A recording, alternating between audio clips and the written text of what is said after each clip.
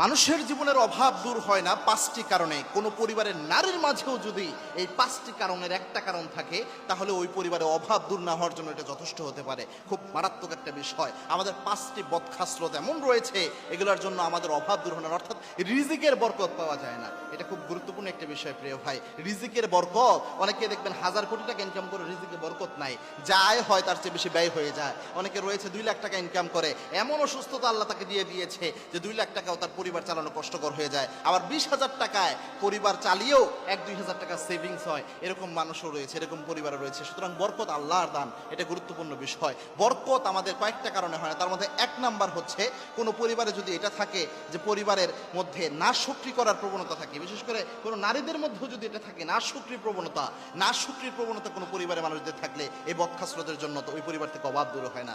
কেননা শুকরিয়া আদায় করলেই নেয়ামত বাড়ে। আল্লাহ রাব্বুল আলামিন জানিয়েছেন সূরা ইব্রাহিম 7 নম্বর আয়াত, লা ইন শাকারতুম লা আযীদান্নাকুম, if you grateful to almighty আল্লাহ সুবহানাহু ওয়া তাআলা, আল্লাহ উইল ইনক্রিজ ইউর অ্যাবিলিটি। আপনি যদি আল্লাহর নিয়ামতের শুকরিয়া আদায় করতে পারেন, আল্লাহ রাব্বুল আলামিন আপনার জীবনের সমস্ত নিয়ামত আস্তে আস্তে বাড়ায় দিবে। সুবহানাল্লাহ। এজন্য শুকরিয়া আদায় করা এই যে নিয়ামত বাড়ানোর জন্য গুরুত্বপূর্ণ ভূমিকা পালন করে, রিজিক বৃদ্ধির জন্য কাজে দেয়।